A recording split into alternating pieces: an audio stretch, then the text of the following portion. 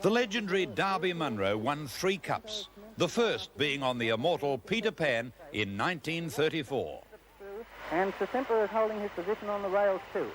Straightening up for the run home, Flail on the rails and the Gilla are together in front from Nicely and Gippsland. Sir Simper there and Sarcherie too. Peter Pan has come into it now. Peter Pan is flying on the outside. Peter Pan showing the way to Sarcherie, Flail under the whip and Grogula. Then comes Limbaum finishing on strongly.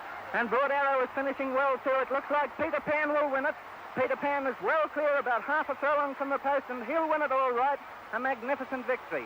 Sarcherie is making a determined effort to overcome him, and Limbaum is finishing well too. Peter Pan wins from Sarcherie. Peter Pan is only the second horse in history to have won 2 Melbourne Cups. He carried top weight on a heavy track and galloped to victory in flashing style. Well done, Peter. The war was still on in 1944. Darby Munro was engaged to ride Sirius, and the public got right behind him and sent him out a 3-to-1 favourite for the big event. Now they're coming along with 2 furlong pace, 2 furlongs from home. Sirius still the leader. Sirius has gone out with the lead of a length and a half. In second place, Clayton dropping back. Cellini's moved up and past Clayton. A length and a half further makes Peter on the outside, and also Claudette doing well, and Huntingdale on the inside. And as they move along to the furlong and a half post, Sirius is well clear. Under the whip, Peter on the outside has thrown out a challenge. On the inside, Cellini is dying. Claudette finishing on. Sirius has been ridden for dear life to stall off Peter's challenge. Sirius is holding Peter at bay. It's going to be a battle right to the post, but Munro looks like having it. And Munro on Sirius. Munro took the favourite to the front 3 furlongs from home, and Sirius hung on gamely.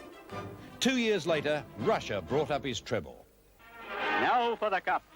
Cordale is a warm favourite with On Target next fancy. Spam is one that has come into last-minute prominence. As the barrier rises, there are rushed to get into good positions. It takes some doing in this tremendous field of 35. Pledget is the first to break the line, followed by Valcurl and Russia.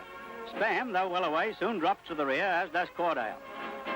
It's the charge of the light and heavy brigade as they tear up the straight, but gradually the slow beginners drop back and move closer to the rails. Here we get an idea of what a huge field it really is. There's very little jostling, though. Valcurl leads narrowly from Orthodox. Then Russia, showing surprising early speed, followed by Leonard, Star Act, Oatcakes, Denelaus, while Cordale, On Target, Carey, and Spam are near the rear. They sit down in front. Now the field bunches up, and as they approach the turn, Earl Mond beats off Valcurl. But Munro, timing his run to a nicety, pushes Russia forward on the outside, and in a stride he hits the front. Leonard and Concerto are there, while Carey and On Target are making runs, but they're a long way behind the leader. Now in the straight, Russia quickly passes Earl Mond, and it's all over. Leonard battles on, but now he's given the go-by by gallant little Carey. And On Target is coming home strongly, but one can't even get excited. Russia's cantering in. It's all Russia. Come on, Russia. What a performance. 9 stone on his back, and he equals the track record. Russia wins by 5 lengths from On Target and Carey. The winner gets a grand reception from everyone. Well, nearly everyone. Good shot, sir. On target, I should say. There's as much applause for the rider as the horse, and Munro deserves every hand clap.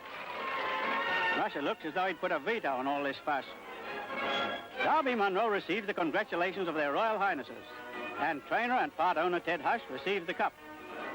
History repeats itself, as in 1936, Munro gets a hand clasp from the Duke. In that year, he rode Peter Pan. Today, it is Russia